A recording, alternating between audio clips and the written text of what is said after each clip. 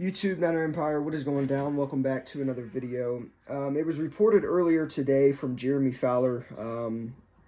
He basically went on ESPN Get Up this morning, and he said that he texted a source, and the source told him, texted a source about the Deshaun Watson situation. He received a text back, and the source basically told him that Deshaun Watson has the 49ers on his, potential landing spots and teams that he's interested in.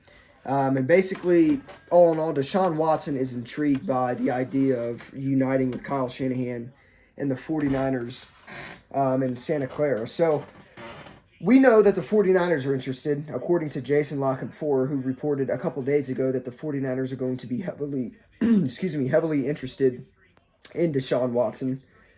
So where this situation stands, with the 49ers being so high on draft capital and not knowing what the Texans are, because this is the thing, if the Texans, nobody knows what the Texans are going to want in return for Deshaun Watson. The 49ers are very high on draft capital. If the Texans are going to want a lot of more picks in return, opposed to, maybe a couple players and a couple picks, if they're going to want more draft capital in return, I don't think the 49ers are going to be involved with the trade. The 49ers are way too high on their draft capital. Same with the Indianapolis Colts. I mean, Chris Ballard with the Colts is the same way. John Lynch and Chris Ballard think of, the original formula to success, which is having draft capital, drafting young and developing. And that's what the 49ers believe in. And if the 49ers have to give up more than 2 or 3 first-round picks, I just don't think the 49ers will want to be involved anymore with the Deshaun Watson sweepstakes. Now, if the 49ers could, maybe strike a deal with sending Eric Armstead and Jimmy Garoppolo, and then on top of 2 first-round picks to Houston for Watson, I would do that. I mean, this is the thing. Solomon Thomas would come back next year. Eric Armstead is overpaid. He is. Eric Armstead is getting paid like top tier defensive lineman money, and he didn't play very well last year. Now, granted, I'm going to give Eric Armstead the benefit of the doubt. He was playing out of position with Nick Bosa and obviously Solomon Thomas being down.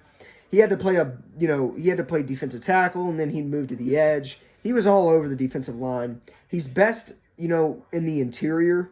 So having D Ford out as well, Ronald Blair, the list goes on. But having all them defensive linemen, on the 49ers out last season caused Eric Armstead to play out of position and pretty much underproduce. So, I mean, I would be open to trading Eric Armstead. I just wouldn't want to give up Fred Warner, Nick Bosa, or George Kittle. Those 3 guys right there have to be off limits for the 49ers. Anybody else, though, I would say is tradable. Now, that's not, my call, though. The 49ers, in their eyes, could think anybody is untouchable. And that may be very well what they do think. Maybe they do think that anybody or anybody is touchable, not untouchable. Anybody is touchable. The 49ers could think, if they want Bosa, we would consider, they could be fine with that. So, I don't know.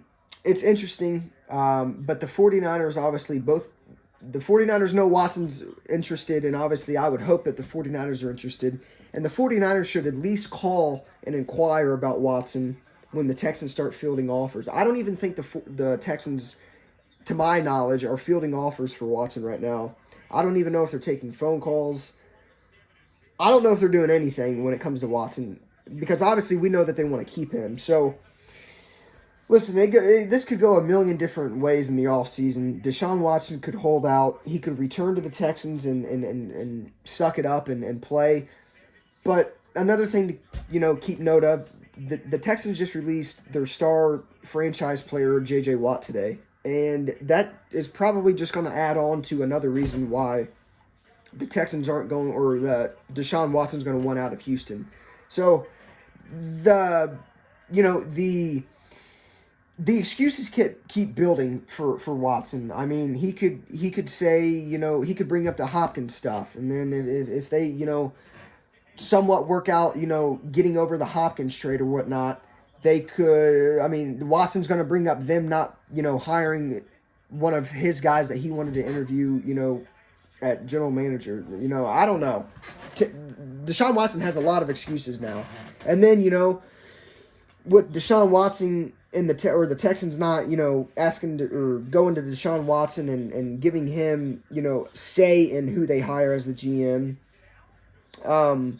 Not only that, but they released J.J. Watt. So I mean, the excuses for Deshaun Watson are just continuing to pile, and it's only a matter of time before the Texans are just going to have to be forced to start fielding offers for Watson, because in my opinion,